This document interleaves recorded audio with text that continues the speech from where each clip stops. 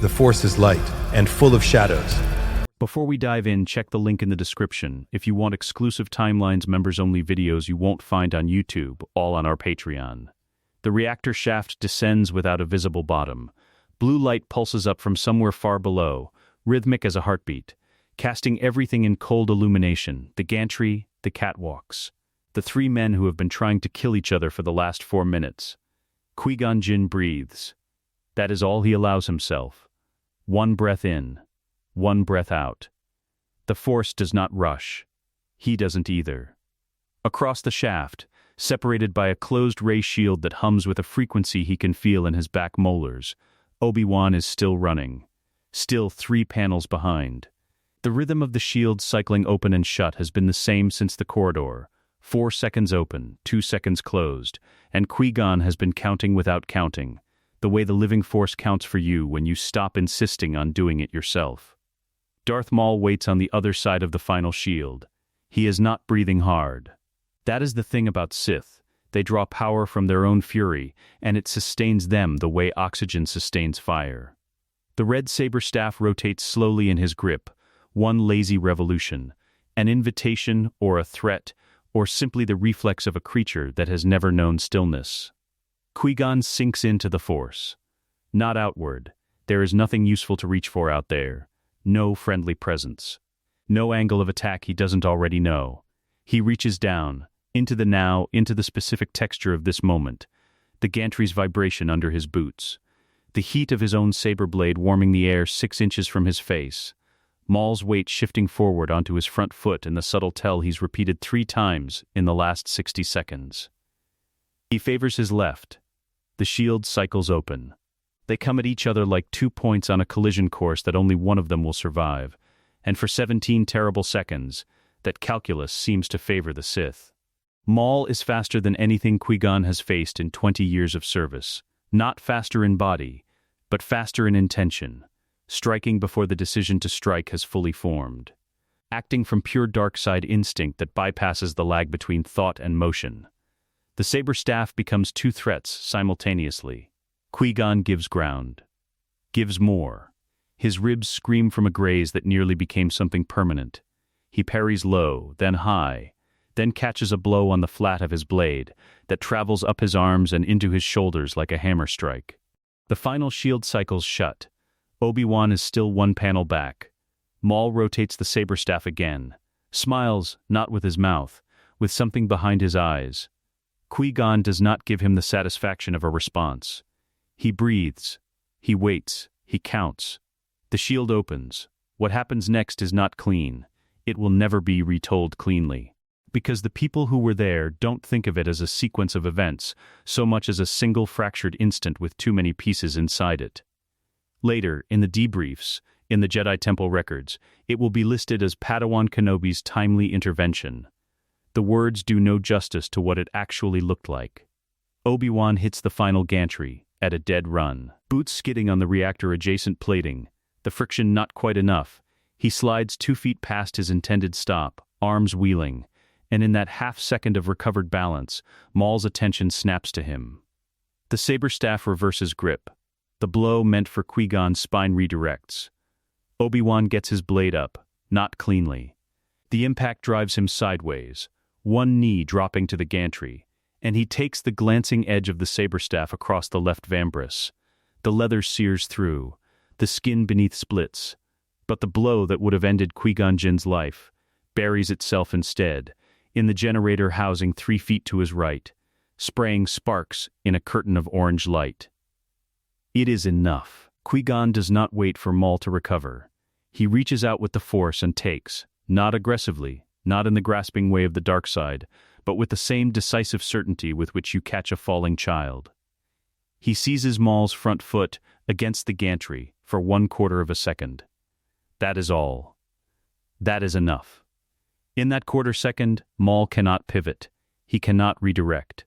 He is simply a body that has overcommitted to a strike that missed, with the weight of his own momentum working against him. Qui-Gon's blade moves. His left, he says. Not loudly. The way you say it to someone who is already moving. Obi-Wan is already moving. The two blades arrive from different angles with a timing so precise it almost seems choreographed. And Maul does what the Sith are not trained to do. He retreats. One step back. 2. The saber staff a defensive blur now instead of an attacking one, and the shift costs him. Qui-Gon can feel it. The way the dark side's sustaining rage sputters when it stops being certain of victory.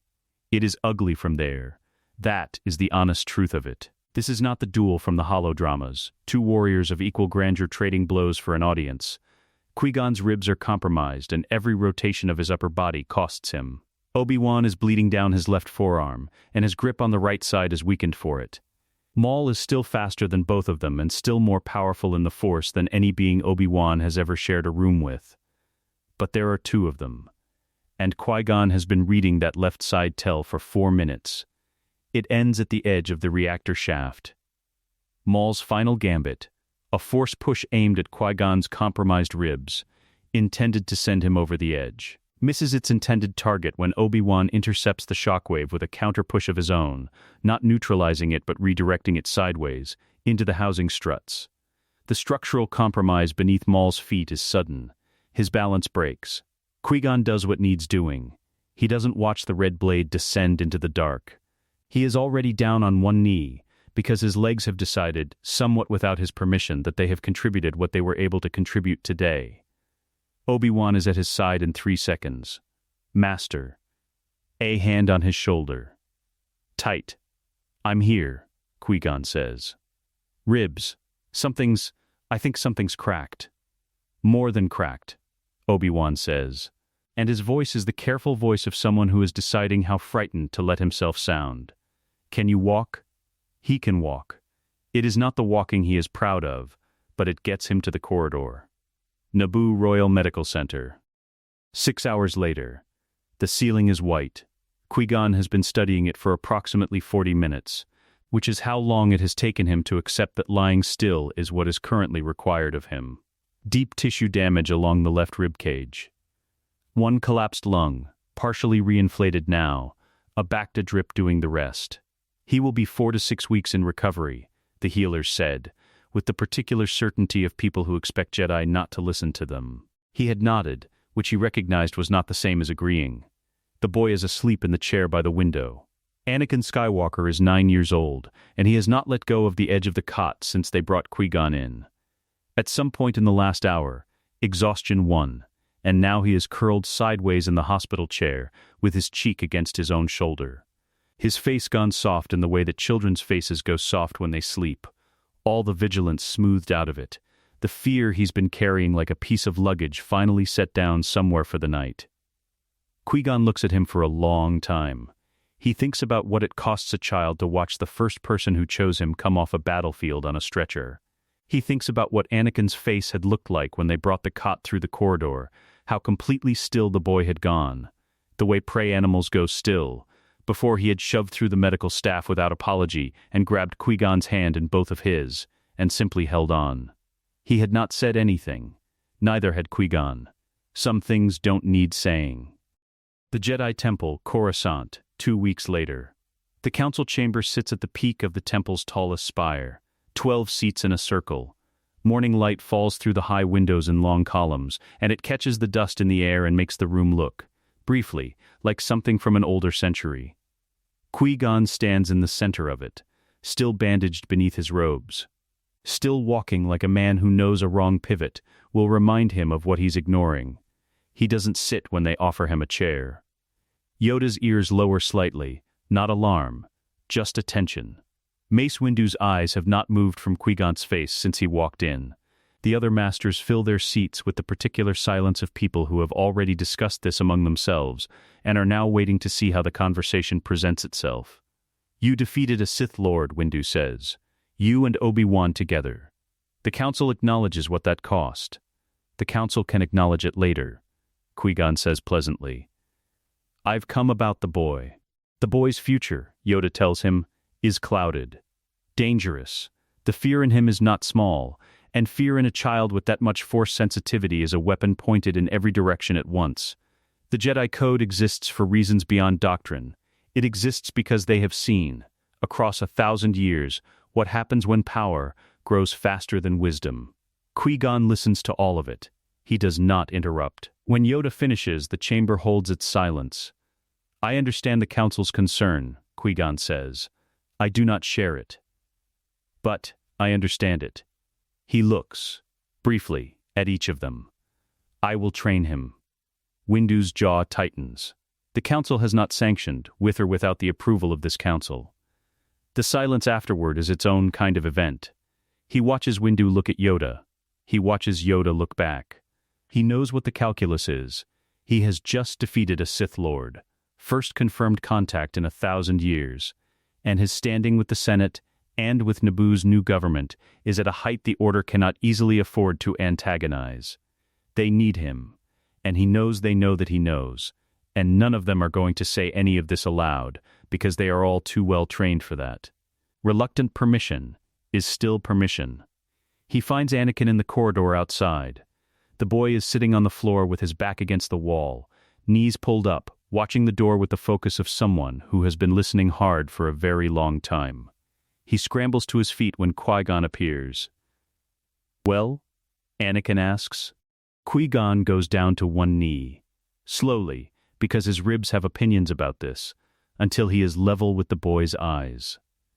You're not my problem to manage, Ani, he says. You're my Padawan to raise. Anakin Skywalker stares at him for 3 full seconds. Then he does something that Qui-Gon suspects he has not done since Tatooine, since the last time he was small enough to believe someone would stay. He steps forward and puts his forehead against Qui-Gon's shoulder. Just that. No words. Qui-Gon puts one hand on the back of the boy's head. The Force, present and alive and deeply, quietly satisfied, settles around them both like something that has been waiting a very long time to breathe. The dream is always the same. Sand, the particular quality of Tatooine light at midday, white, not yellow, the kind that flattens everything it touches and leaves no shadows to hide in. His mother's hands, rough and certain, cupping his face. And then the distance opening between them, not because either of them moved, but because the ground itself is pulling apart beneath his feet. A slow crack widening into something he cannot cross, and she is on the other side of it, and he is on this side, and no matter how hard he reaches, Anakin wakes gasping. The dormitory is dark. Around him, the other initiates breathe in the easy rhythms of children who sleep without weight on them. He sits up and presses the heel of his hand against his sternum, where the dream always lands. A dull ache that is not quite physical and not quite not. The door to his quarters opens without a knock. Qui-Gon ducks inside. The man is tall enough that door frames require acknowledgement, and crosses the room without lighting anything. He lowers himself onto the edge of Anakin's cot with the careful economy of a body still negotiating with 2 cracked ribs, and says nothing. He simply sits. Anakin stares at the far wall. I woke you up, he says. Not a question. He knows by now that Qui-Gon sleeps lightly, and he suspects that the Force is involved. You woke yourself up, Qui-Gon says. I just followed. Outside, Coruscant's light never quite disappears. The city planet hums and glows through the temple windows at all hours, a low amber smear against the dark. Anakin watches it. She's still there, he says finally. She's still. I left her there. The last word drops like a stone. Qui-Gon is quiet long enough that Anakin almost believes he's going to offer the doctrine. The Jedi understanding. Delivered gently but unmistakably. Attachment is a wound we choose. The code asks us to choose differently. He has heard it from 3 different masters in the past 3 weeks. All of them kind. All of them wrong, in a way he cannot yet articulate. What Qui-Gon says instead is, I know. Anakin looks at him. I know she's still there, Qui-Gon says. I know what it costs you. Don't close the door on it, Ani. Don't go quiet and let it sit in the dark. Fear needs air or it becomes something worse. He rests his forearms on his knees, studying the amber glow outside. Tell me what the dream was. So Anakin tells him. All of it. The sand, the crack in the ground, the specific hopeless quality of reaching across a distance that only widens. Qui-Gon listens the way he does everything, with a completeness that makes Anakin feel like the only person on the planet. When it's done, Qui-Gon nods slowly. Good, he says. Now you've let it out. Now it's just a dream again instead of a secret. He rises, bracing one hand briefly on his ribs in the unconscious gesture he still hasn't stopped making. Go back to sleep, Qui-Gon. He pauses at the door. Is she safe? Anakin asks. The real question underneath every question. A beat. Not yet, Qui-Gon says, but I'm working on that. Watto's shop, Mos Espa, Tatooine, 4 days later. He does not bring Anakin. This was a decision reached not through council deliberation. The council notably was not consulted, but through a single conversation with Obi-Wan at the temple landing bay, Qui-Gon's bag already packed. Obi-Wan wearing the expression he wore when he had 17 objections and was selecting only the most efficient ones. You're still in a Bacta wrap. Tatooine has medical facilities. You haven't told the council. The council has enough to occupy them. A pause. Should I come? Watch the boy. That's the more important assignment. He flies commercial to avoid the Republic flight logs, switches transports on Malastare, and arrives in Mos Espa in the blue hour before the twin suns clear the dune line. The city smells of engine oil and heat, and the particular desperation of places built by people with nowhere else to go. He finds he remembers it accurately. Watto is opening the shop when Qui-Gon arrives. The Toydarian pulls up short at the sight of him, and his wings beat a faster rhythm. Agitation or recognition, possibly both. You, Watto says. Me, Qui-Gon agrees pleasantly. The haggling takes 2 hours. This is not a force negotiation. Watto made clear his views on Jedi mind tricks during the pod race, and Qui-Gon has no interest in testing them. He sits on a crate in the blue shadow of the shop's awning and works through the numbers, adjusting offer against counteroffer with the patience of a man who has decided, completely and without reservation, that he is not leaving this planet without a resolution. The credits are Naboo's. Queen Amidala, Senator-elect now, the Naboo government still warm with the particular gratitude of people whose planet was nearly occupied, had pressed a transfer authorization into his hand on the steps of Theed Palace 3 days ago without being asked. Whatever you need, Master Jinn, whatever is owed. He had thanked her. He had not told her what it was for. She hadn't pressed. Watto looks at the final figure on the datapad. He looks at Qui-Gon. He looks at the datapad again. She's getting old anyway, he says, which is not a negotiating position so much as a way to have the last word. And then he takes the transfer. The shuttle from Mos Espa breaks atmosphere just as both suns clear the horizon. Qui-Gon watches them through the viewport, twin fires climbing a sky that grades from purple to orange to a pale, washed-out blue, and thinks about a boy who has seen this view every morning of his life for 9 years and learned to carry it like ballast. Shmi Skywalker sits across from him and watches the dunes fall away below, and does not speak. Her hands are folded in her lap, with a stillness that reads not as calm, but as the practiced discipline of a woman who has survived by not expecting things until they are already certain. He's well, Qui-Gon says. He misses you every day. He is also, I think, one of the most remarkable people I have met in 30 years of service. Shmi looks at him. Her eyes hold the particular measuring quality of a person who has been lied to by people with kind voices. You'll take care of him, she says. Not a question. A requirement. Yes, Qui-Gon says. That is exactly what I intend to do. She holds his gaze for another moment, then she nods once and turns back to the viewport, and the dunes below become smaller and then abstract and then gone. The landing platform, Alderaan, the following afternoon. Qui-Gon does not tell Anakin where they're going. He collects him from the temple with a message routed through Obi-Wan, bring him to Base 7, now no explanation required, and watches Anakin spend the entire hyperspace jump cycling through approximately 11 different hypotheses with increasing creativity. A mission. A training exercise. Council business. Something to do with Naboo. Something to do with the Sith. Something Qui-Gon is not telling him because it's bad. It isn't bad, Qui-Gon says, without looking up from his datapad. You don't know what I was thinking. I had a reasonable estimate. Anakin subsides. Then, is it medium bad? It isn't bad, Qui-Gon repeats, and lets him sit with that. The shuttle settles onto Alderaan's surface in the long golden light of late afternoon. The landing platform extends from a low, white stone building flanked by open meadow, an estate on the outskirts of Aldera, arranged quietly through Bail Organa's office. A senator whose family ties to Alderaan's landed houses ran deep enough that a request for a private estate and no questions asked had been met with exactly that. Bail had not asked what it was for. Qui-Gon had found himself grateful for the particular courtesy of a man who understood that some things were better not documented. Qui-Gon leads Anakin down the ramp. He stops him at the bottom with a hand on his shoulder. "Wait here," he says. He goes to the building's entrance. He opens the door. He steps aside.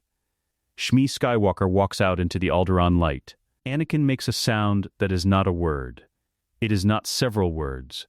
It is the sound of something that has been held under pressure for a very long time suddenly finding an exit. And it comes out of him all at once as he crosses the distance between them at a dead run. And she catches him. This 9-year-old boy who is also somehow already carrying the weight of a man. And they hold each other in the slanted afternoon light while the meadow moves in the wind around them. Qui-Gon does not move from the base of the ramp.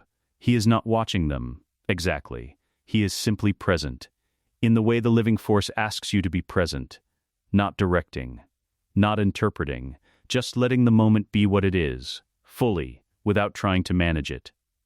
Anakin is not keeping it quiet. This is important. He is not performing Jedi stoicism, is not tamping down what he feels into something the Order would approve of. He is simply a child who has found his mother, and he is crying without apology. And she is holding him and saying his name over and over. Ani, Ani, Ani. And the sound carries on the Alderaan wind, across an empty meadow where no one else can hear. This is what the code wanted him to deny. Qui-Gon thinks no. Later, much later. As the light on the meadow goes amber, and then rose and then begins to cool, he stands with Shmi near the building's entrance, while Anakin sits in the grass some distance away, pulling at the long stems absently, looking out at the horizon with the boneless ease of a child who has just set down something very heavy. He'll be able to visit, Qui-Gon tells her. It won't be often, the Order has expectations, and I intend to meet most of them. But the distance is not permanent. This isn't goodbye. Shmi watches her son. He knows that? He will. She is quiet a moment. Then, you could have left her there. Me. The Council wouldn't have known. It wouldn't have changed anything for the Order. It would have changed everything for him, Qui-Gon says. She looks at him then, the full measuring look again, and whatever she finds must satisfy something, because she nods and turns back to watch Anakin in the grass. The shuttle lifts at dusk. Anakin spends the first 20 minutes of the flight looking out the viewport at the planet's surface, not speaking. When it recedes to the size of a stone, and then a marble, and then a star, he turns around. His eyes are still red. He doesn't try to hide it. "Thank you," he says. It is the most complete sentence Qui-Gon has heard in a long time. He nods once, and opens his datapad and says nothing further, because some things do not need annotation. He had not severed the boy from his love. He had simply made room for it to breathe. The boy learns fast. That is the first thing everyone notices, and the second thing everyone notices is that it unsettles them. Not the speed itself. The temple has seen prodigies before. Children who absorb lightsaber forms the way dry ground absorbs water, who reach out in their first meditation exercises and touch the Force as though reintroducing themselves to an old friend. Speed is not remarkable. What unsettles the instructors who file their quiet reports to the Council is something harder to name. Anakin Skywalker does not learn like a student receiving knowledge. He learns like a person remembering something they were always going to know. His midi-chlorian count is not discussed openly. It doesn't need to be. The temple has a way of knowing its own. Qui-Gon watches him from the observation gallery above the training salle and thinks, yes. Exactly that. By 10, Anakin can hold a shielding meditation for 40 minutes without visible effort.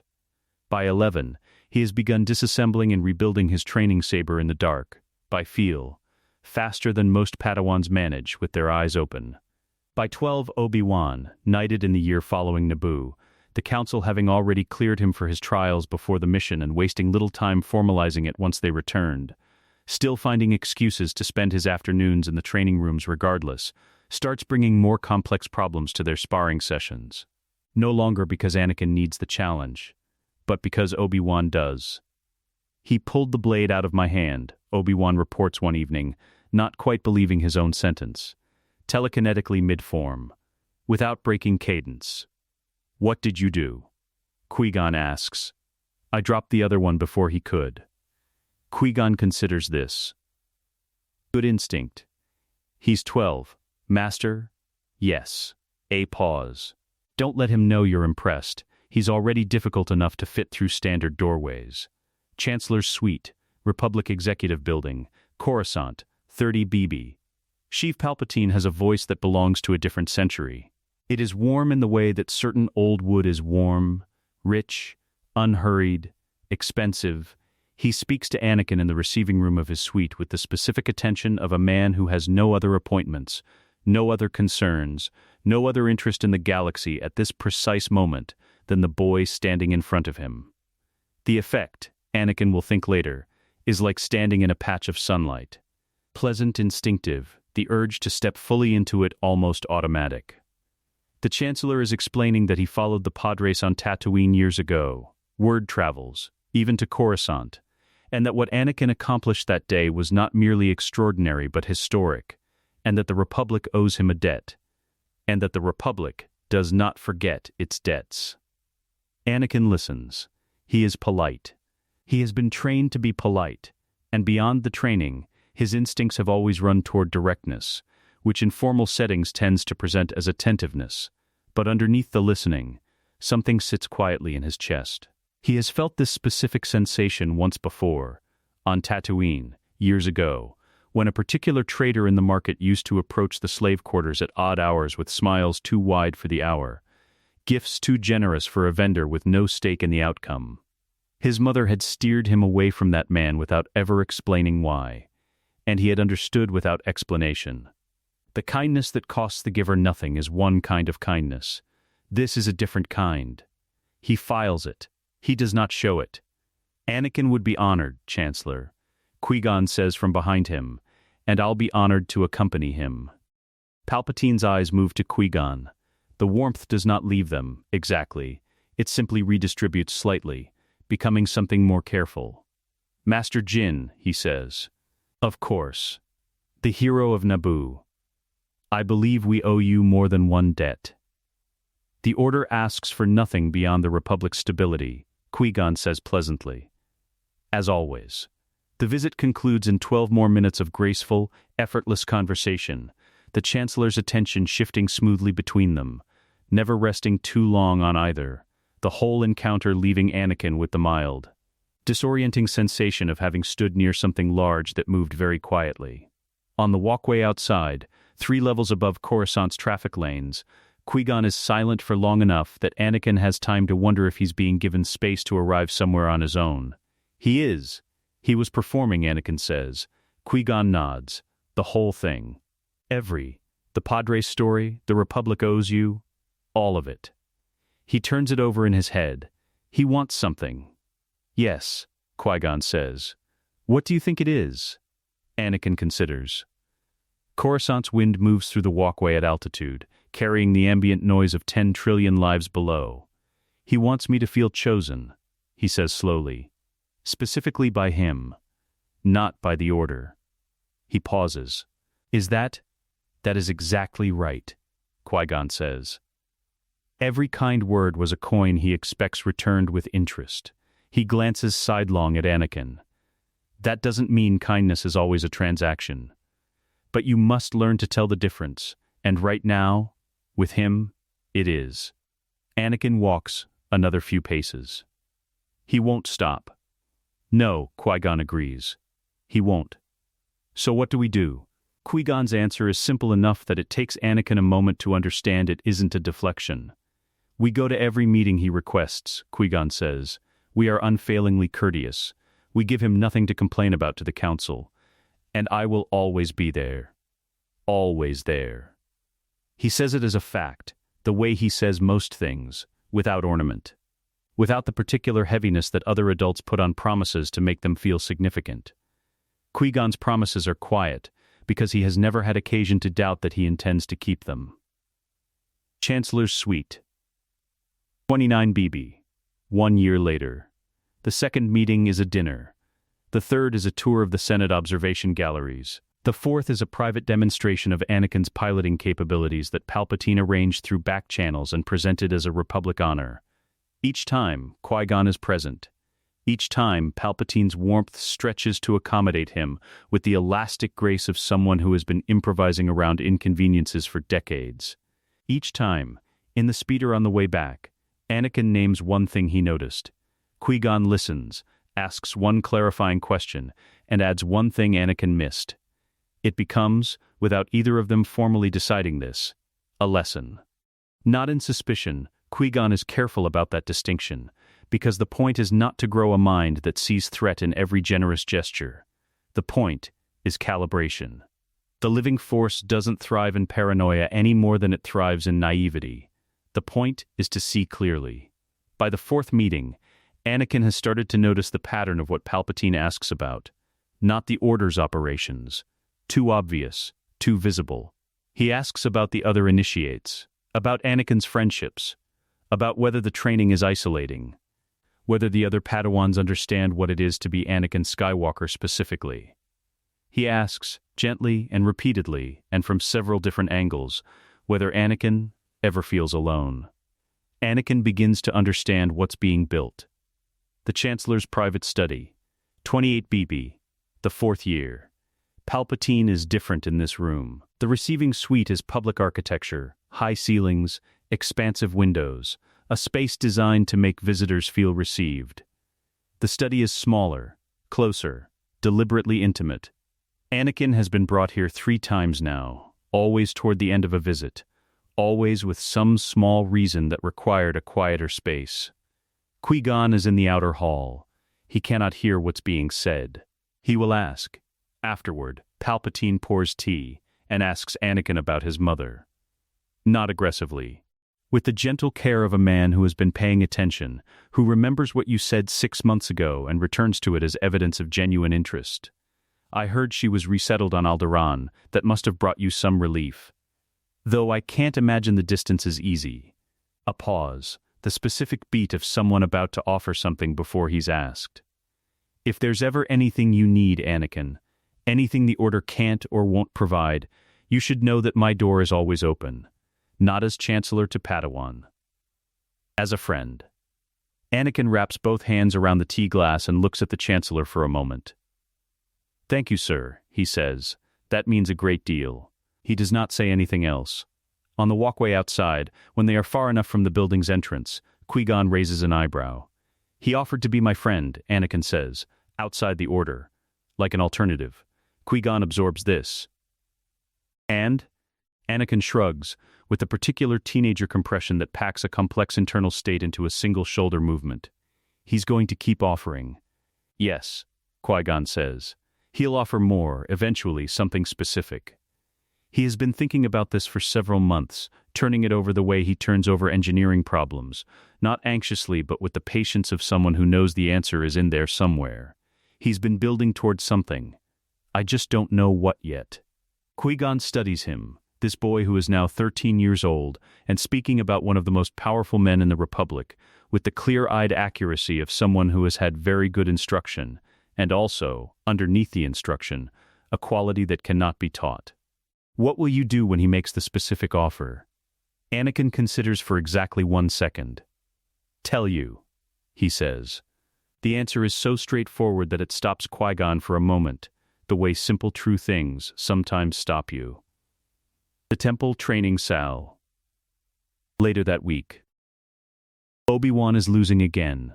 Not badly. He has the footwork of a master and the tactical sense of a man who has been fighting since before Anakin existed, and he is not the kind of person who loses without learning something from the experience. But the blade is out of his hand for the 2nd time in an hour, and Anakin catches it one-handed without looking away from the lock therein. Because he felt it leave before it fell, and Obi-Wan goes still. They hold the pause. Then Obi-Wan laughs, genuinely, the surprised sound of someone who has just seen something he wasn't expecting, and shakes his head. Again, he says. Anakin grins and tosses the saber back. Qui-Gon watches from the gallery above, his weight settled into the railing. At rest in the particular way he is at rest when things are as they should be. The afternoon light comes through the salle's high windows and crosses Anakin below in a long stripe of gold, and the boy is fully there, no shadows behind his eyes, no distance in his movements.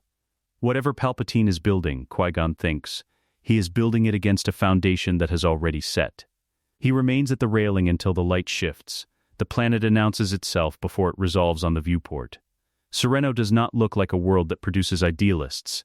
It looks like a world that produces certainties. Dark, forested, its mountain ranges cutting the cloud cover into long deliberate shapes. The kind of landscape that makes a man feel either very small or very justified. From orbit, the estate towers of the noble houses are lit against the tree line like something that has been there long enough to stop apologizing for itself. Qui-Gon watches the descent and thinks about the boy he trained 30 years ago. Not a boy now. Dooku would be in his mid-70s, a fact that the Force seemed to have received as a personal suggestion rather than a biological instruction. The man had always moved through space as though he had negotiated more favorable terms with time than most people managed.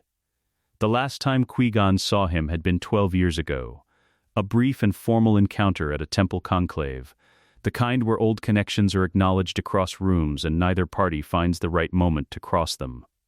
He had not died on Naboo.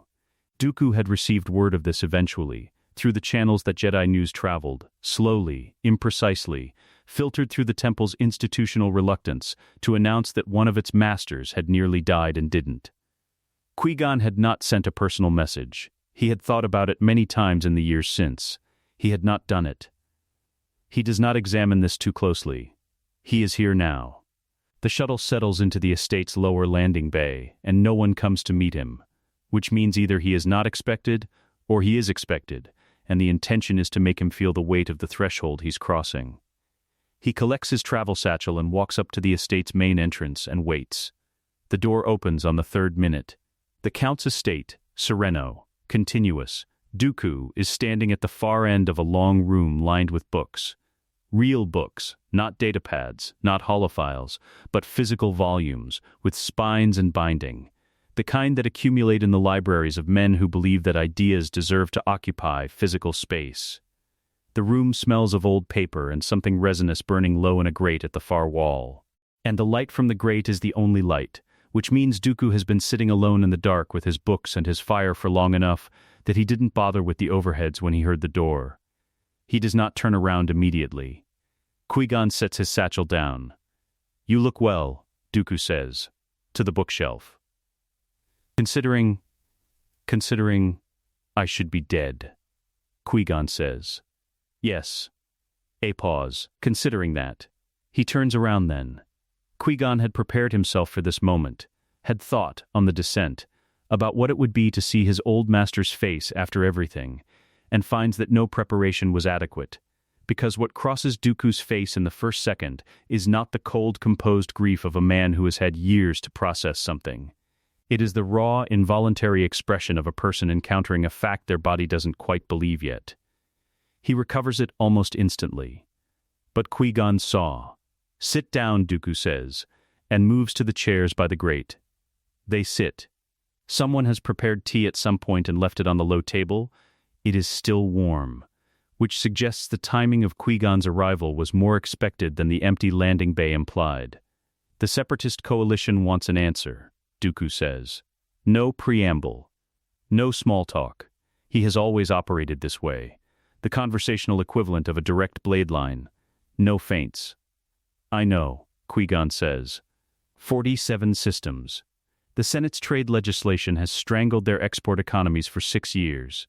They are not wrong about their grievances, Qui-Gon. I want to be clear about that before you argue with me. They are not manufacturing a crisis to justify secession.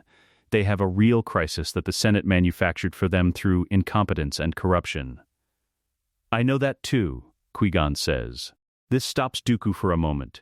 He had been prepared for the counter-argument and finds he has to recalibrate slightly. Then what are you here to tell me?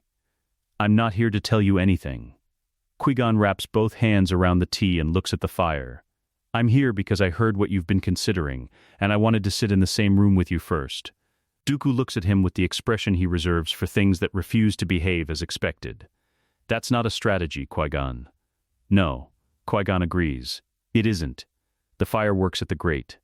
Outside, Sereno's wind moves through the mountain forest with a sound like distant water. A low, continuous murmur that comes through the estate's stone walls, softened but not eliminated. I mourned you, Dooku says finally. His voice is even. He has had, Qui-Gon suspects, several years to practice that evenness. After Naboo. The initial reports were not optimistic. He stops. I made certain decisions in that period that I would characterize now as having been made under a specific kind of duress. What kind? A long pause.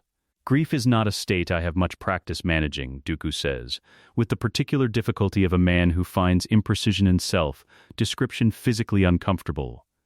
It became, I think, something I could not distinguish from certainty. I became certain the order was finished. I became certain the Republic was finished. I became certain that anyone who believed otherwise was operating from sentiment rather than evidence. A beat.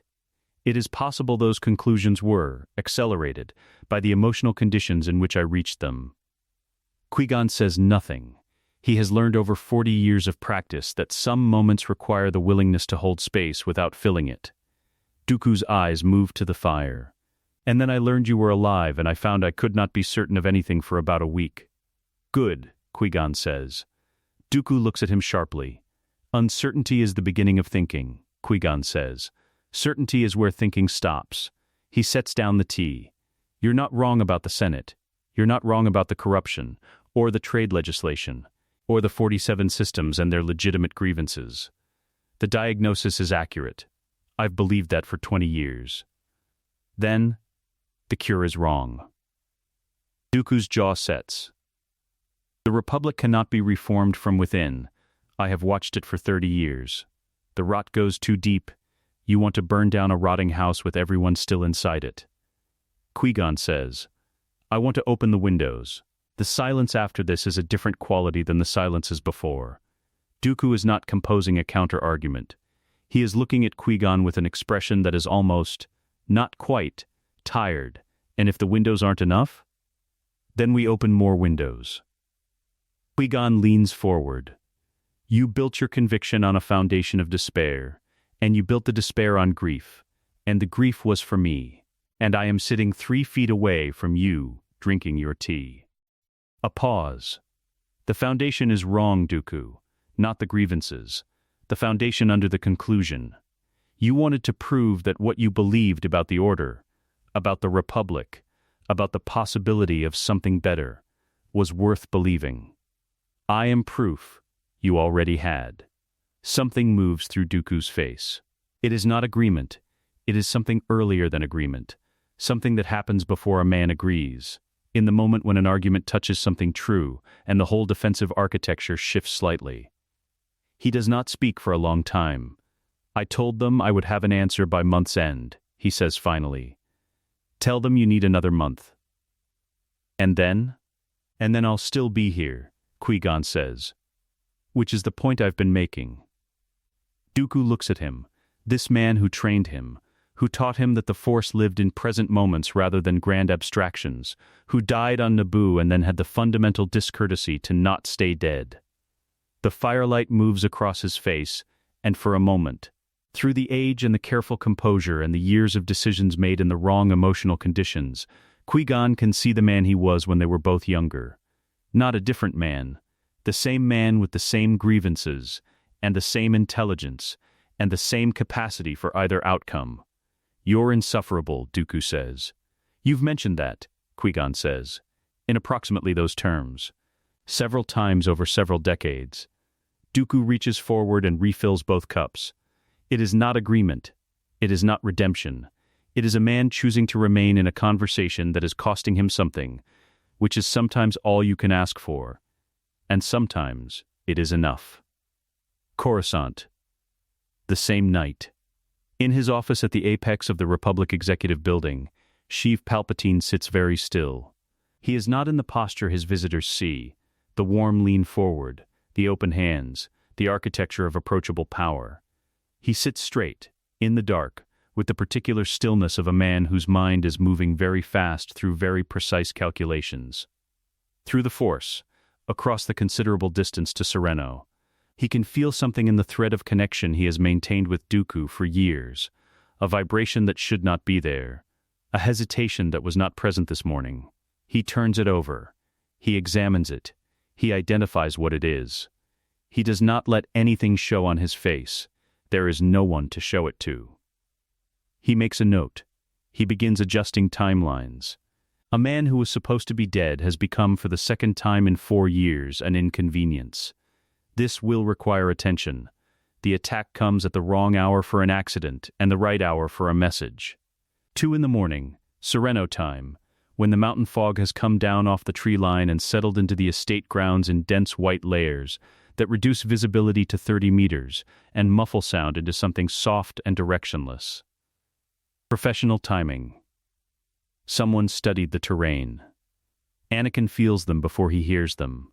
He is in the East Guest Wing, awake because he is almost always awake at this hour, a habit from years of Coruscant night training that his body has never fully unlearned.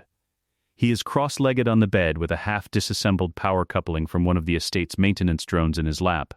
He found it misfiring in the corridor earlier, and appropriated it without asking, which Dooku's staff had accepted with the resigned grace of people who had learned in the past 3 weeks that the young Padawan would return whatever he borrowed in better condition than he found it.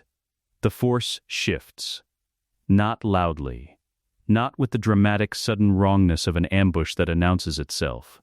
This is the specific, quiet shift of a large number of people who are very good at moving carefully, all deciding, in the same moment, to stop moving carefully. Anakin sets the power coupling down. He is already moving toward the door. In the corridor, he reaches through the Force for Qui-Gon's presence. 2 floors up. Also awake. Already alert. Which means he felt it too. 1 floor below that, Dooku. A Force signature as distinctive as a fingerprint, sharp and cold and now focused with sudden hard clarity. Anakin doesn't go upstairs. Qui-Gon can handle 2 floors. He goes down.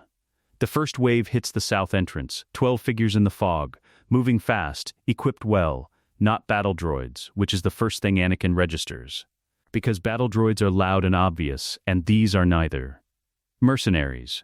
Human, mostly, with 2 Weequay flanking wide on the left, blasters configured for suppression fire rather than kill shots on the estate walls but switching calibration the moment they see resistance. The markings on their armor are Republic auxiliary insignia. Clean, current, the right codes on the shoulder plates. They are also, Anakin knows, wrong. Wrong in the way that a note slightly off pitch is wrong. Something the ear catches before the brain catches up. He has been in enough Republic security briefings with Qui-Gon to know the auxiliary unit those markings belong to, and that unit has been stationed on Corellia for the past 4 months. Someone bought the insignia. Someone wanted this to look like something specific.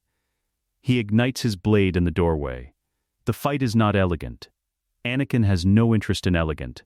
Elegant is for demonstration bouts in temple salles, when the masters are watching, and the point is pedagogy rather than survival.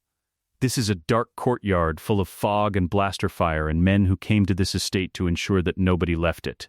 And his job right now is to make that harder for them than they planned for. He moves through the suppression fire the way water moves through narrow spaces, not by going around but by finding the precise gaps, the quarter-second windows between bolts where the geometry briefly allows a body to exist unscathed.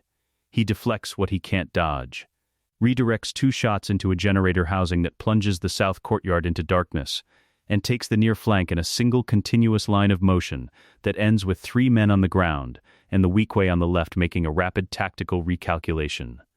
There is no rage in it. That is the thing that would have surprised an observer who expected what the story said about Anakin Skywalker. The extraordinary power, the extraordinary temper that supposedly accompanied it.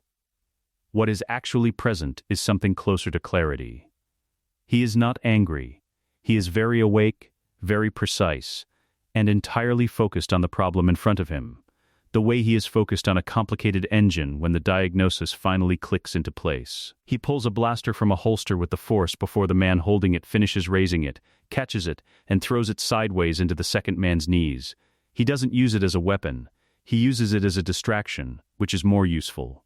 The south courtyard goes quiet in under 4 minutes. In the estate's main hall, the situation is different. The second wave came through the north, larger, higher caliber equipment. A breach team with shaped charges on the service entrance that went off with a sound Anakin felt in his sternum 2 courtyards away. By the time he gets inside, the hall is a wreck of plaster dust and overturned furniture, and the specific atmospheric quality of a room where people have been trying very hard to kill each other in an enclosed space. Qui-Gon is at the far end. He is not moving the way he moved on Naboo. This is older and more economical. The movement of a man who has made peace with the fact that his body has revised certain terms since then and has adjusted his approach accordingly. No wasted motion, no flourish. He is. Anakin thinks with a clarity that arrives fully formed, one of the most dangerous people in this room, and the 6 mercenaries currently discovering this are finding out in the least theoretical way possible. Dooku is on the staircase. This is the sight that stops Anakin for a half-second despite everything. Dooku on the stairs with his lightsaber out, the curved hilt he has carried since the dark weeks following Naboo's initial reports, when the news of Qui-Gon's condition was uncertain enough that Dooku had, in the specific gravity of what he believed to be grief, done something to his kyber crystal that he had never subsequently undone. The blade it throws is crimson, bled in a low moment, never deployed in the capacity Sidious had always intended for it. A monument to a period of despair that this week has begun to look, for the first time, like it might become something else. He is not fighting from that despair now. He is coldly, absolutely precise, and watching him fight is like watching someone write a sentence they have composed and recomposed for years, and are now finally setting down correctly. They finish it together, the 3 of them working the remaining fighters out of the hall with an efficiency that comes not from coordination. They have no established combat language, no drilled formation, but from the Force, which apparently considers the 3 of them a coherent unit regardless of what the 3 of them think about each other. 14 seconds. Then, silence. Dust settles through the ruined hall. The emergency lighting has kicked on, red and low, casting everything in a dim arterial glow. Dooku stands in the middle of it, and looks at the insignia on the nearest fallen fighter's shoulder plate. He looks at it for a long time. The estate war room. 1 hour later. The mercenary at the end of the table is not, technically, a prisoner. He is a man who made a series of professional decisions that have led him to a chair in a stone room on Sereno with 3 Jedi and a Count looking at him, which is functionally similar. He talks. People generally do in these circumstances, and this particular man does not require extensive persuasion. He is pragmatic, rather than loyal, which means his commitment to whoever hired him extends precisely as far as that employer's ability to protect him, and that ability is currently limited by the fact that his employer is not in this room. What he knows is partial, deliberately so. Professional contract chains are designed to limit exposure at every level. But what he knows includes a routing code used to pay his contract, a frequency on which his team received operational updates, and the name of the Coruscant-based intermediary who contracted the crew on behalf of a client who was described, he says, as someone who needed a very specific political outcome and needed it to look like a specific kind of mistake. The frequency is not separatist. Anakin runs it through the estate's comm decryption while Dooku watches over his shoulder with the focused attention of a man reassembling something he believed he understood. The frequency traces back through 3 relays: Coruscant, Corellia, Coruscant again to a dead account, dissolved, the dissolution backdated to 6 weeks ago. Someone anticipated the trail. Someone was careful. But the routing code for the contract payment is older, processed through a financial architecture that predates the account dissolution, and Anakin is very good with systems the way some people are good with languages. The grammar of how information moves is something he has spoken fluently since childhood. He finds the origin in 11 minutes. He doesn't say anything immediately. He looks at the result, He reads it twice. "That's a Senate financial channel," he says. Qui-Gon is beside him, looking at the same screen. Sub-channel, Anakin continues. Chancellor's discretionary security budget. Third tier. Normally used for intelligence operations, Qui-Gon says quietly, with plausible separation from the executive office. The room is very still. Dooku has not moved from behind Anakin's shoulder. He is reading the same thing they are reading. His hand, Anakin notices, has dropped to his side. Not reaching for the lightsaber, not clenching, just hanging there, open, with the specific quality of a body that has absorbed something too large and hasn't decided what to do with it yet. He steps back from the screen. He walks to the war room's narrow window and looks out at the Sereno tree line, gray and dense in the pre-dawn dark, the fog still thick below the estate walls. The silence runs long enough that Anakin glances at Qui-Gon, and Qui-Gon makes the slight gesture that means let him be. "He tried to have me killed," Dooku says finally. Not with heat. Not with the theatrical fury of a man who has been betrayed and needs the room to know it.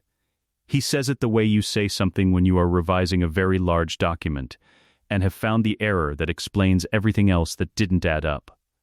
Precise, final, he tried to have us both killed. And he needed it to look like the Republic did it. Because if I believed the Republic ordered my death, you would have had no reason left to hesitate. Qui-Gon says. You would have gone to the Separatists with a personal grievance attached to a political one. No more wavering. Dooku turns from the window. His face, in the red emergency light, is the face of a man who has just seen the entire architecture of the last several years reorder itself around a central fact he was not given. The real grievances are still real. The Senate is still corrupt. None of that has changed. What has changed is who has been feeding the conclusion. He looks at Qui-Gon for a long moment. Someone wanted us dead, old friend, he says. And I don't think it was the side we were arguing about. Qui-Gon holds his gaze.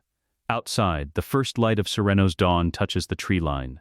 Gray becoming green, becoming something almost gold, and inside the war room the three of them stand in the wreckage of an operation that failed. And think very carefully about what it means that it was attempted.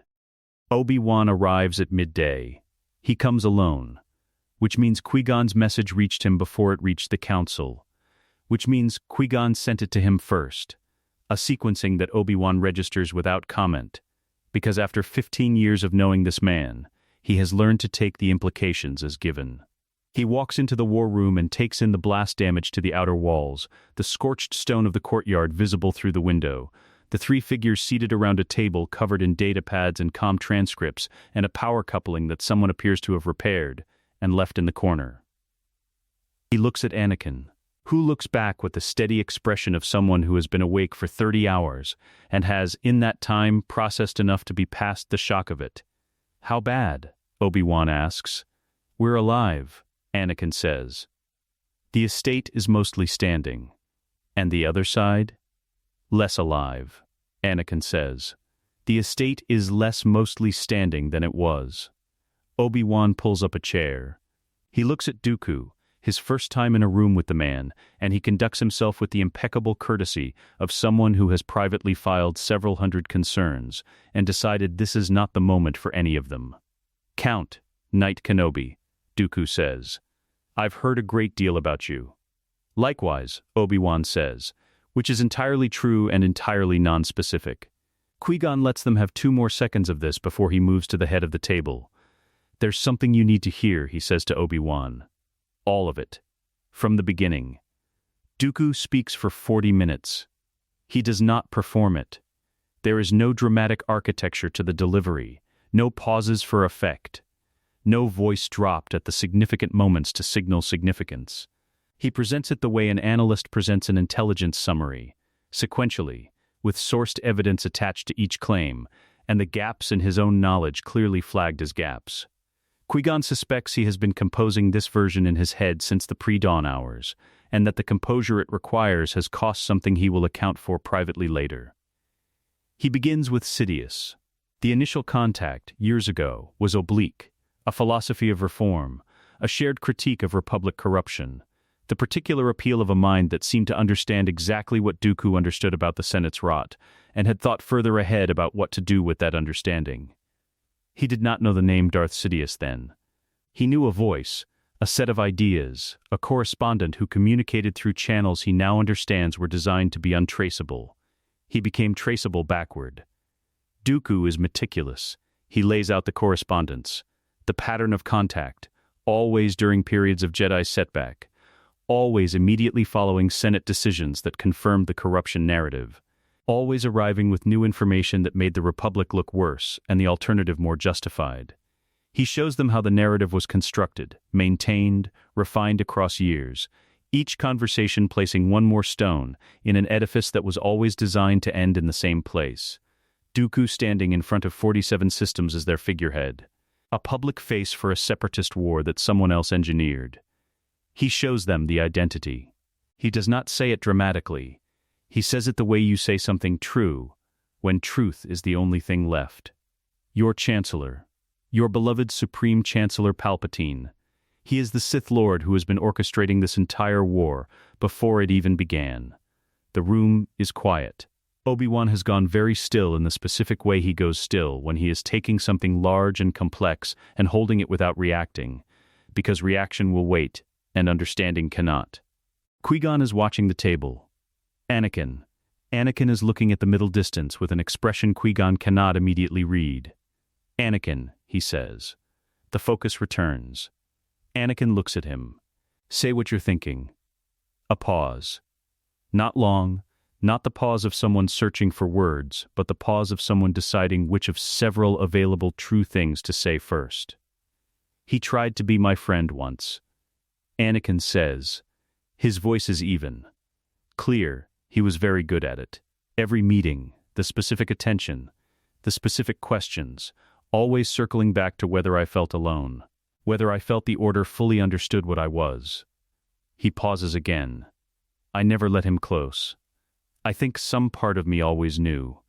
He says it without devastation, without the collapse that would have attended this revelation if he had let Palpatine spend years building the access he was always trying to build. Qui-Gon looks at him and feels something settle. The wound was never made. That is the proof of the last 4 years of standing in corridors and speeder bays and making sure that what Palpatine was building had nowhere to attach. Not protection by prohibition, not you are not allowed to feel alone, you are not allowed to want a friend outside the Order, but protection by presence. You don't need someone else's door when the door in front of you is always open. Palpatine was building toward a vacancy in Anakin that does not exist. Obi-Wan exhales slowly. We need to be methodical about this. The evidence is credible, he says to Dooku, but the Council will require. More than credible, Dooku says, and opens the second file. The second file is what Dooku did not share in his initial summary.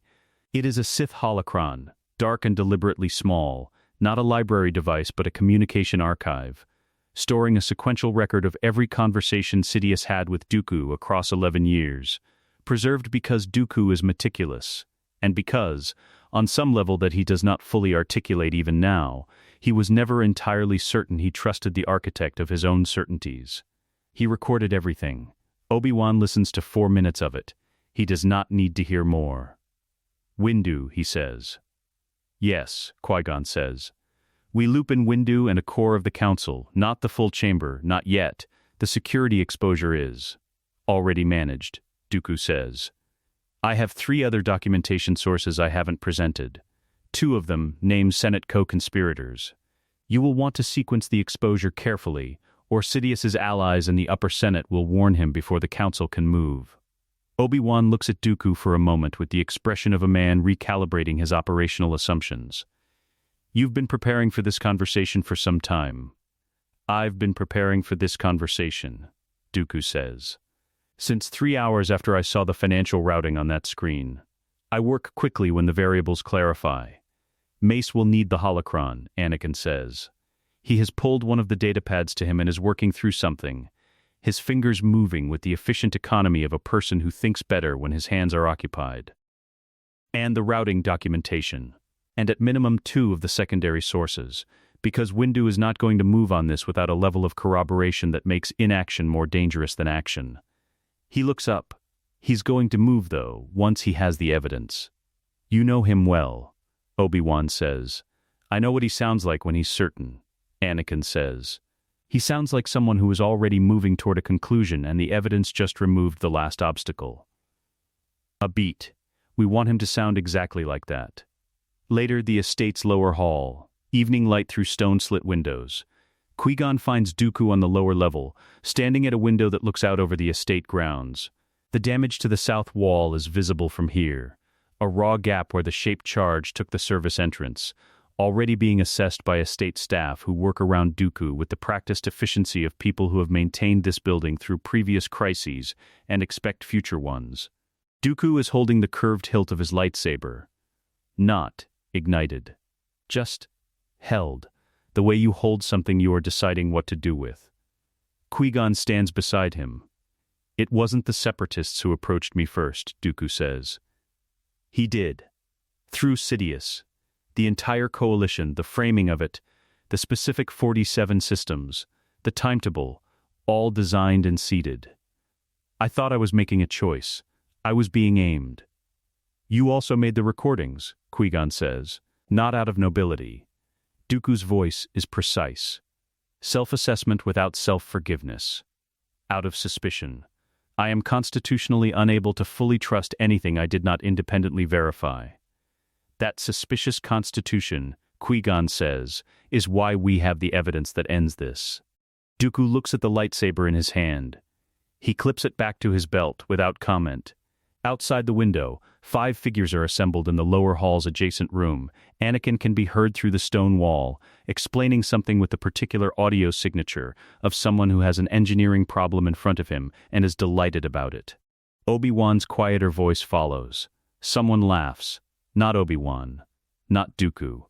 So it must be one of Dooku's staff who has been drawn into the orbit of whatever Anakin has decided to optimize. Your Padawan, Dooku says, is not what I expected. No, Qui-Gon agrees. He isn't what anyone expected. In the courtyard last night. That was not fear-driven power. That was not anger. He pauses. I have seen what Force users fighting from darkness look like from the inside of a conflict. I know the signature of it. That boy was present, Qui-Gon says. That's all. Just fully present. Dooku considers this. You did that. He did that. I just stopped him from burying it. Through the wall, Anakin's voice rises briefly on a note of triumph. Whatever the engineering problem was, it has apparently resolved, and then settles back into conversation. Dooku moves away from the window. Qui-Gon follows him toward the room where a star chart of Coruscant is already open on the table, its city grid glowing blue in the low light. The 5 of them converging on what they are about to attempt, settling over the room like weather. He is standing in a white room. Not the temple. The walls are too smooth, the light wrong, sourceless and even in the way that real light never is. Padmé is in the center of it.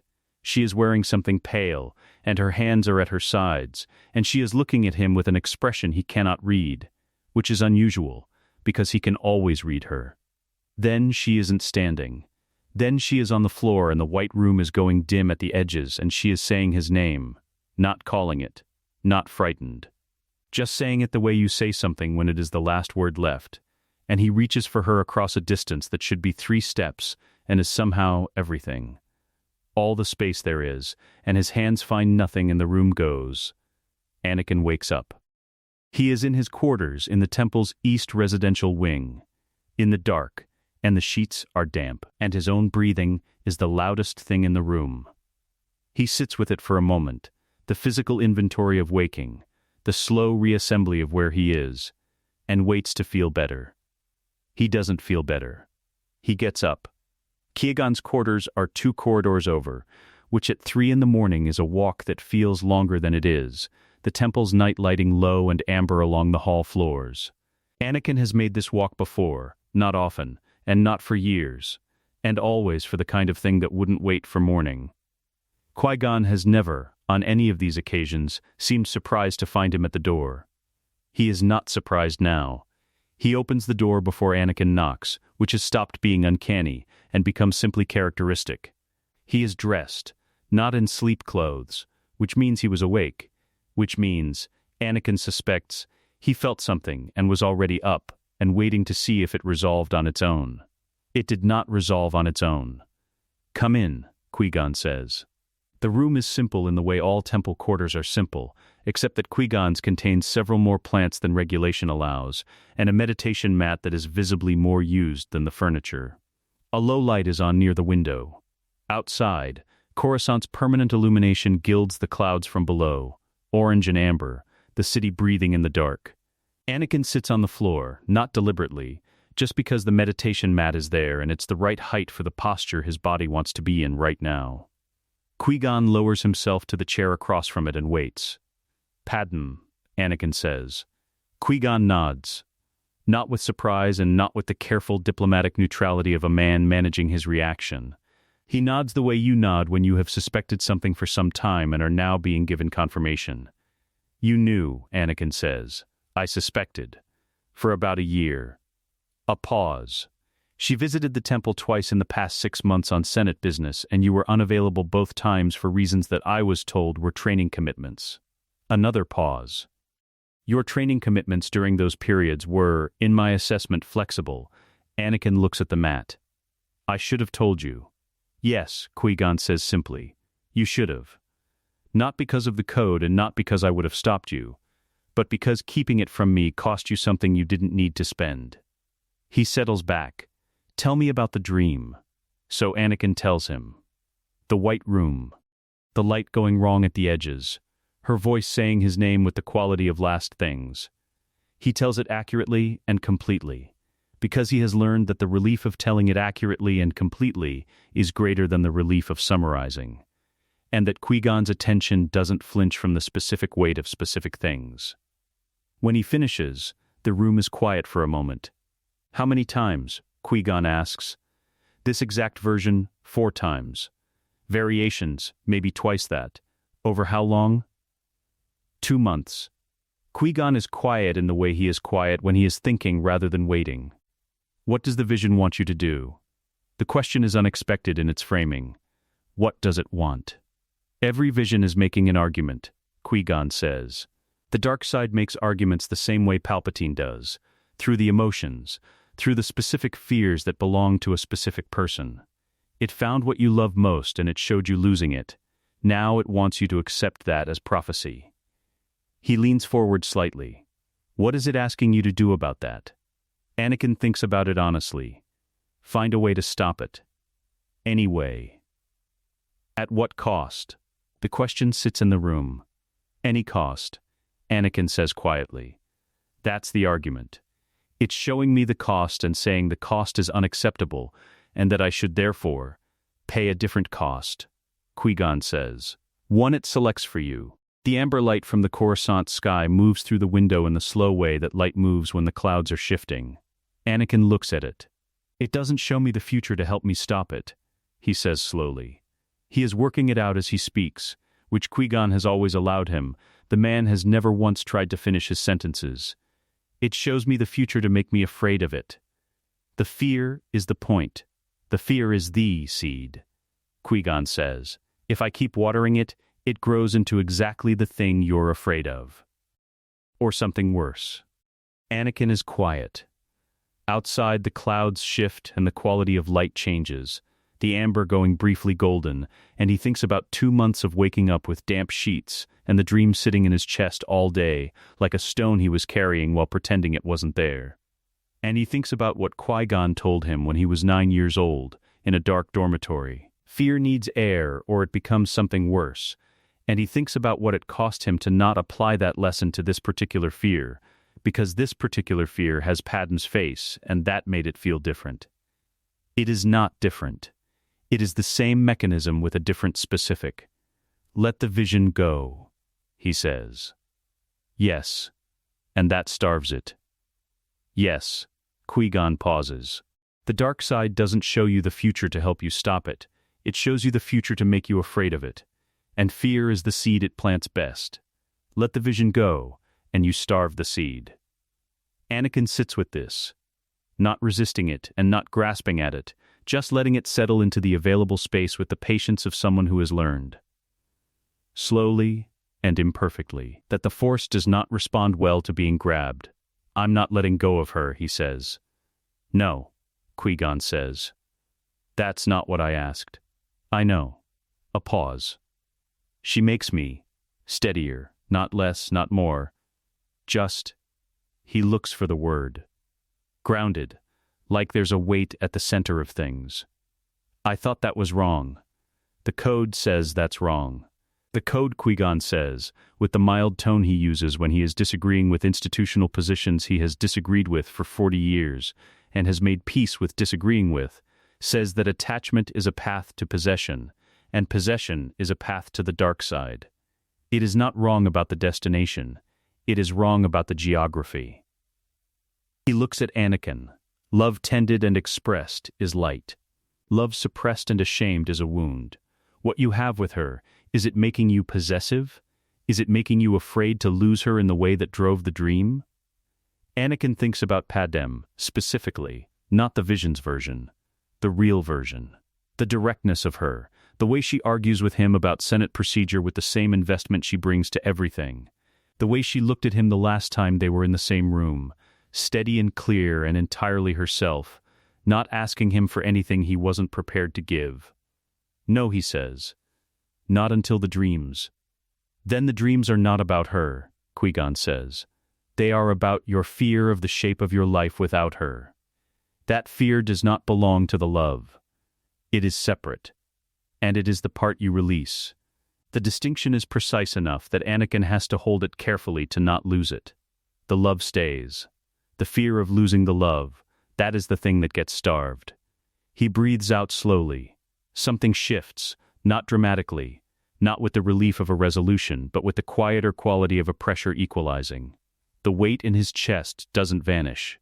It becomes something he is carrying correctly, weight distributed, stable, the meditation garden, Jedi temple. 2 days later, Padmé comes to the temple on Senate business, which she does sometimes, and which has on the last 6 occasions involved a brief detour to the East residential wing that is not documented in the Senate liaison's official visit log. Today she finds Anakin in the small garden off the meditation corridor, sitting in the low afternoon light with his eyes open and his hands in his lap, not meditating in the formal sense but doing something that looks adjacent to it, just being in the space without demanding anything from it. She sits beside him without asking if she should. They are quiet together for a moment, the garden's small water feature working in the background. "You look different," she says finally. "Better or worse?" She considers him with the honest appraisal she applies to everything. "Lighter," she says. "Like you put something down." "I did," he says. She doesn't ask what. She has never been the kind of person who asks what when the information will arrive on its own if she waits. It is one of approximately 100 things about her that make him steadier rather than less. He looks at the garden. She looks at the garden. The light moves across the water. Qui-Gon's quarters. That evening, he stands at the window after Anakin leaves, watching Coruscant's permanent amber glow. The confrontation with Sidious is weeks away at most. The evidence is assembled. The Council will be briefed within the fortnight, and after that the sequence of events will move with the momentum of things that cannot be stopped once begun. He is not afraid of that. He knows what he is, and what Anakin is, and what they are capable of.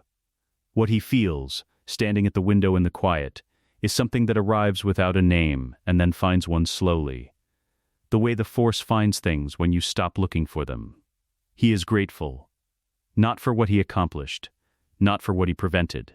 For the specific texture of these years, the boy on the hospital cot, the boy running across an Alderaan platform, the boy in the courtyard at 2 a.m, and the boy sitting in the garden with the woman he loves and looking lighter. Outside, the last calm before the storm holds the city in amber. He lets it be exactly what it is. The Jedi Council chamber. The following week, Mace Windu listens without interrupting. This is notable. Qui-Gon has sat in front of this council through arguments, through ultimatums, through the particular institutional friction that attends any idea that arrived without their sanction, and Windu has never once let a presentation reach its conclusion without at least 3 interjections that functioned as counter-arguments wearing the shape of clarifying questions. He listens through all of it. The Sereno ambush, the financial routing, the sub-channel tracing back to the Chancellor's discretionary security budget, the holocron, 4 minutes of it, selected by Dooku for maximum evidentiary density, the voice on it unmistakable to anyone who has spent years in the same Senate building as Sheev Palpatine. When it ends, Windu is looking at the center of the floor between his feet. The other masters, 7 present, 5 via hologram, Yoda in his chair at the chamber's head, are similarly quiet, not the silence of people who have nothing to say, the silence of people who are rapidly and privately revising large portions of what they believed to be true. Yoda speaks first. "Deceived we have been," he says. Quietly, not with the weight of accusation, but with the specific gravity of a very old being, confronting the possibility that wisdom is not armor. Clouded, the dark side has made everything. For years. For longer than years, Dooku says. He is standing at the chamber's edge, not seated, not offered a seat, which is an institutional statement the Council made by omission, and which Dooku has declined to acknowledge by either accepting or objecting. He delivers his portion of the briefing with the same analytical precision he used in the estate war room. The manipulation was structural. It was not targeted at any individual master's blind spot. It was targeted at the entire Council's doctrinal tendency to read the living force's present signals through the filter of the unifying force's long view. You were looking at the river and missing what was in the water. Several masters shift in their seats. The observation is uncomfortable precisely because it is accurate. Windu raises his head. He looks at Qui-Gon for a long moment. "Your judgment about the boy," he says. "It is not a full sentence. It doesn't need to be." "Was correct," Qui-Gon says, not with satisfaction. As a fact.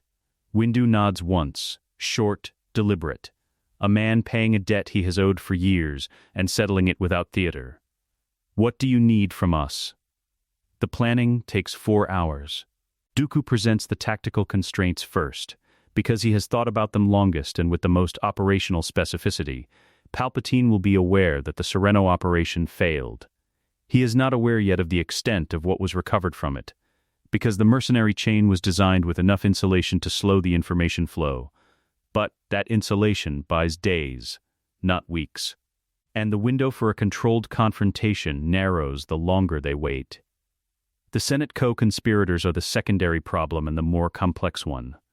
Dooku's documentation names 11 of them. Mid-tier, not the floor leaders or committee chairs, the structural support layer that keeps Sidious's legislative agenda moving, without requiring his direct fingerprints on it. If they move on Palpatine without simultaneously sequestering those 11, the information will move through Senate channels before the Republic judicial branch can secure it. Obi-Wan handles that piece. He has spent the past 2 weeks working with 3 masters he trusts to prepare sealed warrants through a magistrate whose independence from Senate influence Dooku has verified. The warrants are ready.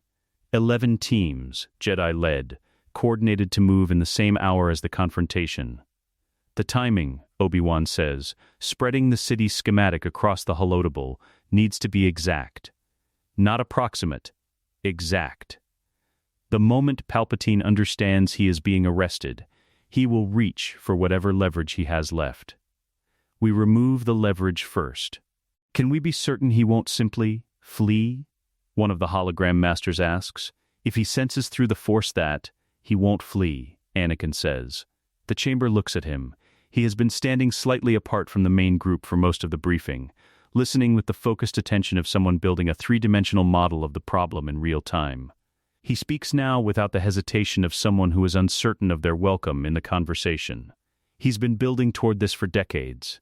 This isn't a man who runs when the plan encounters resistance. This is a man who has contingencies for the contingencies and considers himself the most dangerous thing in any room he enters.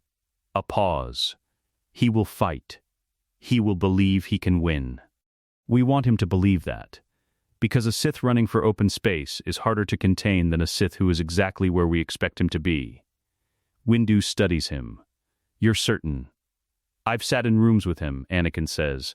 "I know what certainty looks like on his face. He has worn it every time we met." A beat. "Then we use it," Windu says. The team is assembled in the antechamber below the council floor.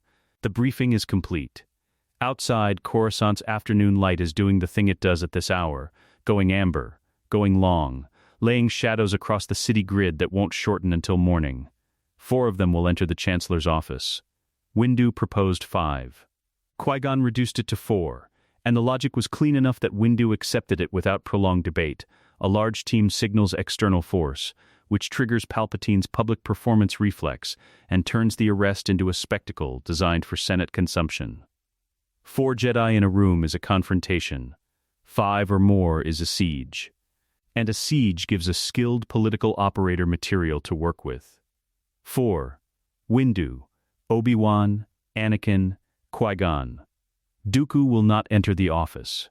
This was Dooku's own position, delivered without apparent emotion and with the flat precision of someone who has done a risk calculation and presented its conclusion. His documented cooperation and testimony are the evidentiary foundation of the entire operation. If he is in the room when Palpatine is confronted, Palpatine's first move will be to make the arrest appear to be a separatist coup, staged by a known dissenter, and that narrative, once in the Senate record, will take years to dislodge regardless of the evidence against it. He will be in the building, in the corridor outside the legislative wing, with 2 masters as witness to his presence and location from the moment the team enters to the moment the situation resolves. It is the correct call. Dooku made it himself, which Qui-Gon finds he respects more than he would have expected a month ago. In the antechamber, the 4 of them run through the final operational sequence. Windu is precise and economical, the way he is before things that require it. Obi-Wan has the building schematics memorized. He absorbed them, Anakin's suspects, sometime in the past 72 hours during what he claimed were sleeping hours. Qui-Gon is very still. Anakin is checking his lightsaber. Not because it requires checking, he built it himself. Knows every component, has maintained it to a standard that his instructors described as excessive, and he describes as correct. He is checking it because his hands need occupation while his mind runs the sequence. "You're quiet," Obi-Wan says, not to anyone specifically, which means to Anakin. "I'm thinking." "About?" Anakin considers the question. The honest answer is that he is thinking about the specific quality of what he is about to walk toward, and finding that quality different from what he expected. He expected fear, the specific contracted sensation of approaching something with the power to take everything from you. He expected to be managing that fear the way Qui-Gon taught him to manage it, sitting inside it, naming it, showing it to the door. He is not afraid. What he is the other thing, the thing that lives on the same register as fear but runs in the opposite direction. Not the narrowing of something preparing to protect itself, the expansion of something prepared to do what it came here to do. Nothing, he says. Which is accurate, in the sense that what he is thinking is not a thought so much as a readiness. Obi-Wan looks at him for a moment. Something crosses his face, not concern, specifically recognition. "Good," he says. Windu moves to the door. "We have the building access for another 22 minutes before the next security rotation. If we're going, we go now." Qui-Gon rises from the bench. He moves with the deliberateness of a man who has made peace with the specific shape of what he is about to do. Not heavy, not light, just settled. He catches Anakin's eye briefly as they move to the door and holds it for 1 second, long enough to say something without saying anything. Anakin nods. He knows what it was. The Chancellor's office, Republic Executive Building. Continuous, the anteroom staff clears without incident. Windu handles it, not harshly, not with the specific authority of someone who expects compliance and gets it, but with the plain directness of a man who has more important things to do than manage the feelings of the moment, and conveys this so clearly that no one in the anteroom takes it personally. They move to the side. The inner door opens. Palpatine is at his desk.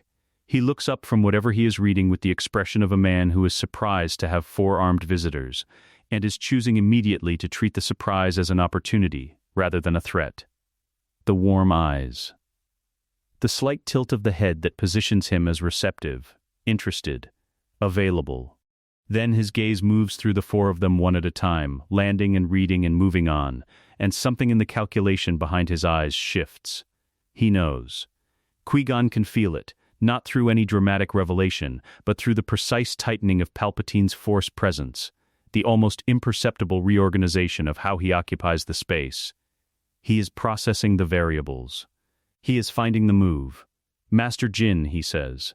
The warmth has not left his voice. It is still there, flawless, performing its function. This is unexpected. Not entirely, Qui-Gon says. A pause. The room recalibrates itself. I imagine, Palpatine says softly, that you have questions. We're past questions, Windu says. Palpatine looks at him. Then slowly, he looks at Anakin. Something moves through his expression. Not the warmth now, not the performance, but the real thing underneath it. Old and measuring, and not quite recognizable as human feeling. He looks at Anakin the way a man looks at a calculation that came out wrong. One stubborn Jedi, he says quietly, almost to himself, and a mother's freedom. Undid 1,000 years of patience. He stands. The room holds. Then the air changes, the Force drawing down and concentrating the way it does before something irreversible, and Palpatine's hands come up, and 4 lightsabers ignite simultaneously in a wash of blue and violet. And outside the great windows of the Chancellor's office, Coruscant's amber afternoon detonates white. The first lightning comes without warning. Not the theatrical arc of a man who wants to be seen. Sidious does not perform for this audience. The bolt is precise, targeted, a weapon deployed with the economy of someone who has been saving it until the geometry was exactly right. And the geometry is exactly right now. 4 Jedi in a closed space, the desk between him and the nearest blade. The windows at his back giving him depth and light, and the psychological advantage of Coruscant's skyline behind him like a throne. Windu takes it on his blade. The Vapad form was built for exactly this, absorbing and redirecting the dark side's own energy, turning a Sith's power back through the contact point, and Windu executes it with the expressionless precision of someone who has trained for a confrontation like this one for 30 years, and is not surprised to find it, finally, in front of him. The lightning coils around his blade and dissipates into the floor. Sidious moves. He is fast in a way that bypasses the normal calculus of how fast a man his age should be able to move, and Qui-Gon registers this not with shock, but with the clean acknowledgement of an updated variable. Whatever physical limitations Palpatine performs in public, are performance.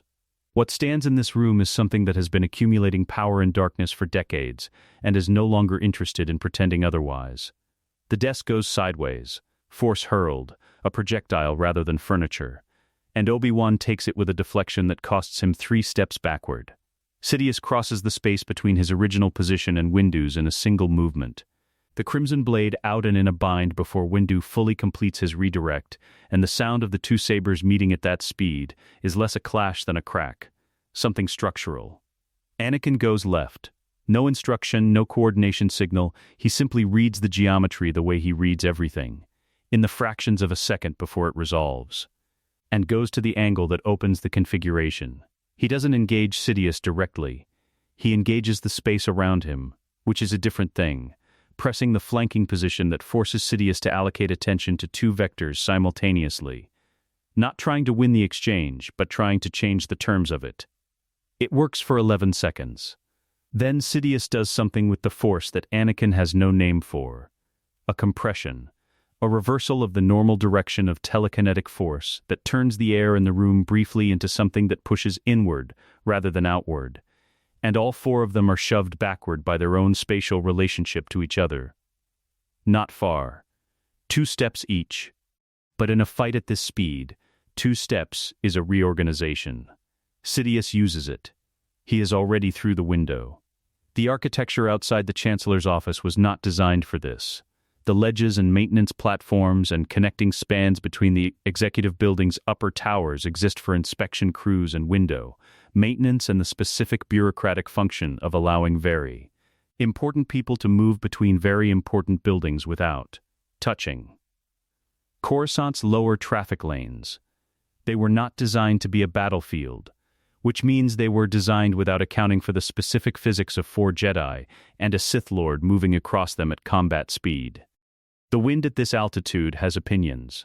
The ambient noise of the city below rises like pressure, the collective sound of 10 trillion lives compressed upward into this narrow band of space, where a fight is happening that most of those lives don't know about yet.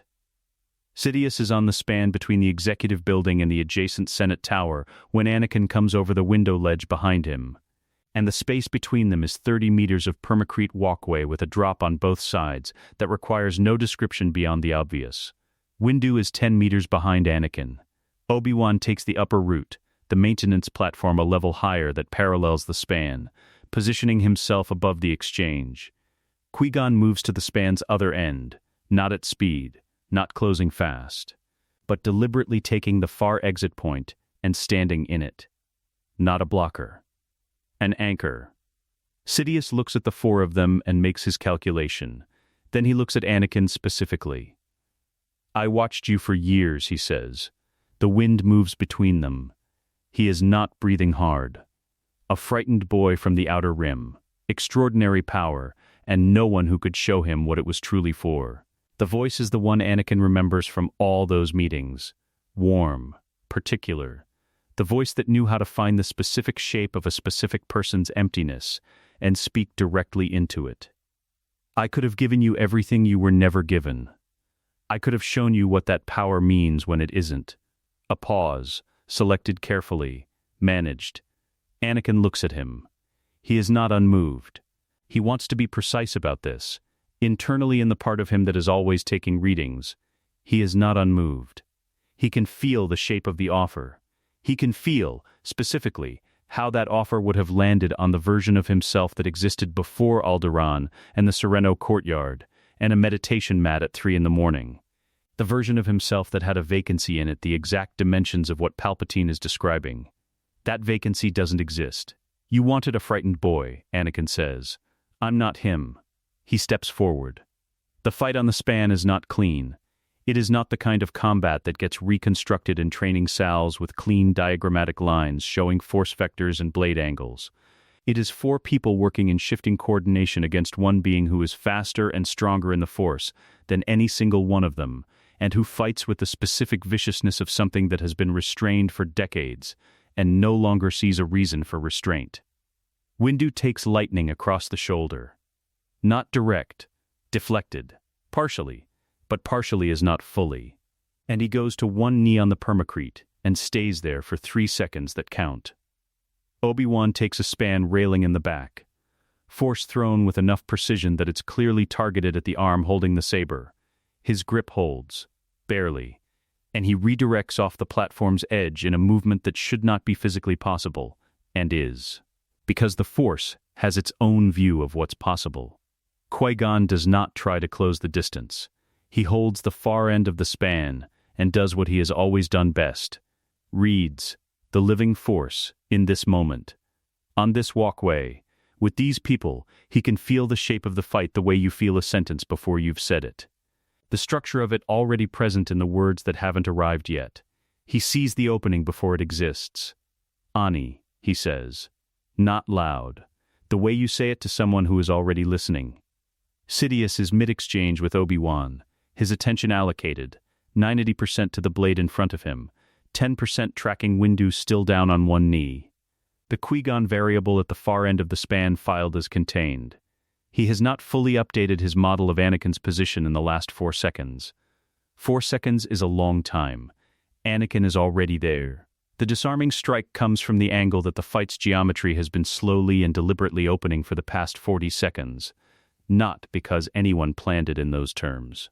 Not because there was a signal exchanged, but because 4 people who have been doing this together long enough share a sense of the Force's architecture in a given moment. And the architecture said, "Here, now, this angle." The crimson blade hits the permacrete. Sidious turns. Anakin is in front of him with his blade at guard, and Windu behind him rising from his knee, and Obi-Wan closing from the left, and Qui-Gon at the span's end still not moving, just present, a weight at the center of things. No rage, no desperation, no decision that feels like falling. Clarity. He knows what this is. He knows what the Chosen One prophecy means when it is fulfilled correctly. Not a man driven to destruction by everything he couldn't save. not balance purchased at the cost of everything he loved. Balance is not a transaction. It is a state. It is what you arrive at when the thing that was wrong is removed, and what remains can breathe. He has thought about this. Not abstractly. Specifically, in the months since Sereno, since the garden, since the meditation mat at 3 a.m, and the vision released, and the fear starved. He has thought about what he is and what he is for, and the thinking arrived at something clean. He brings balance by being in balance. The strike is not angry. It is not triumphant. It is the precise, final movement of something resolving. Sidious falls. The span holds the silence for a moment after. Wind city noise from below. The distant sound of Coruscant's permanent ambient life, uninterrupted, unaware. Obi-Wan's breathing. Windu standing fully, his hand pressed to the shoulder that took the lightning, his face doing the complex work of a man absorbing what just happened. Qui-Gon walks the span's length slowly, and arrives at Anakin's position, and stands beside him, and says nothing. There is nothing to say that the Force has not already said, and the Force says it in the warmth of the living city below them, and the wind moving through the high space, and the specific quality of the present moment, which is clean. Footsteps on the span behind them. Dooku, arriving from the building's interior with 2 masters flanking, he has been here since the beginning. In the corridor. Witness to his own location, and now he steps out onto the span and stops when he sees what the span holds. He looks at Anakin. He looks at Sidious. He looks at Qui-Gon. Whatever he says with his silence, the particular silence of a man for whom the last calculation has completed, and the result is nothing like what he spent years building toward, and exactly like what he was always, underneath all of it, hoping for. The 5 of them stand in the Coruscant wind. The galaxy's course sits in the wreckage of an office behind them, permanently rerouted, beginning already to become the future that was always possible if one stubborn Jedi had simply stayed alive to make the argument. The Jedi Temple, Coruscant, 3 months after the Chancellor's office. The council chamber looks different in morning light. It is the same room, 12 seats, the same circle, the same high windows that have been throwing the same columns of light across the same stone floor for 10,000 years. Nothing in it has changed architecturally. What has changed is the quality of the silence inside it, which no longer has the specific weight of a body waiting to deliver judgment. Qui-Gon stands in the center of it. Not as a petitioner, not with a case to make, or an ultimatum to deliver, or a boy's future to defend against the accumulated institutional caution of people who have decided that the river matters more than what swims in it. He stands simply as a man who has come when asked, which is different. Yoda speaks from his chair at the chamber's head. He does not preamble. He does not reach for the language of formal proceedings, the measured syntax of council declarations that Qui-Gon has heard delivered in this room for 40 years. He speaks the way he speaks when the centuries are in his voice and he is not trying to manage their weight. Wrong, I was, Yoda says. To fear the boy's love. Save us all, it did. The words are quiet. They do not perform humility. They are humility. The real kind. Which costs something and shows the cost plainly rather than concealing it behind ceremony. Qui-Gon receives them without triumph, because triumph is not what this moment is for. The boy did that, Qui-Gon says. I only made room. Mace Windu is seated to Yoda's left with his shoulder still wrapped, the back-to-treatment ongoing, a physical reminder in the room of what the resolution cost. He does not speak immediately. When he does, it is with the directness of a man who has done his accounting and is presenting the result. Your judgment was right where ours was rigid, Windu says. About Anakin, about attachment, about what the dark side actually feeds on. A pause. The council acknowledges that. It isn't a comfortable acknowledgement. We're making it anyway. I know it isn't comfortable, Qui-Gon says. It wasn't comfortable when I made it either. Something moves through Windu's expression. Not quite a smile, but the precursor to one. With or without our approval, he says. As it turned out, Qui-Gon says with the Jedi Archives. 1 week later. The meeting that changes the code does not look like a meeting that changes the code. It looks like 7 masters in a library conference room with too many datapads on the table, and not enough agreement on the precise language of the revision, which is how all genuine institutional change looks when it is happening, rather than when it is being remembered. There is debate. Some of it is heated, in the careful Jedi way that heated means voices that stay even while the weight behind them is not. Dooku contributes 3 hours to the language of the central revision, and then withdraws, which is characteristic. He has made clear his position on returning to the Order. He will not. The damage to that relationship is structural, and he is old enough to be honest about what can and cannot be rebuilt, but he has also made clear, in the equally characteristic way of a man who acts without requiring credit, that he has opinions about getting the language right. The revision is not a dismantling of the code. Qui-Gon has never argued for that. The code exists because it encodes real wisdom about real dangers, and real wisdom does not become false because it was applied rigidly. What changes is the doctrine of suppression, the requirement that love be amputated rather than tended, the institutional position that a Jedi who loves is a Jedi compromised, rather than a Jedi who must be taught the difference between love and possession, between devotion and fear. The text takes 3 weeks to finalize. What it says, at its center, is simple, unacknowledged attachment is the wound. Love expressed, and tended, is light. Qui-Gon reads the final language in the archive's low evening light and finds that it says, with considerably more institutional precision, what he has believed since he was young enough to argue it and been told he was wrong. He closes the document and goes to find Anakin. The temple's main training courtyard. Afternoon, the knighting ceremony is not elaborate. Anakin did not want elaborate when Qui-Gon raised the question. The response had been immediate and characteristically direct. Just the people who were actually there, please, not a ceremony for the benefit of the Senate observation gallery. So it is small. The courtyard, afternoon light, 7 people, the 4 who were on the span, Dooku standing at the courtyard's edge, Padmé arrived quietly through the temple's side entrance, and Yoda. The blade takes the braid. The braid falls. Anakin straightens. Yoda looks up at him from his hovering chair, and is quiet for a moment in the way he is quiet when something is completing a very long arc, and he wants the completion to have the space it earned. Knight Skywalker, he says, waited long enough for this, you have. Master Yoda, Anakin says, with respect, I've been ready for 2 years. Yes, Yoda says. I know.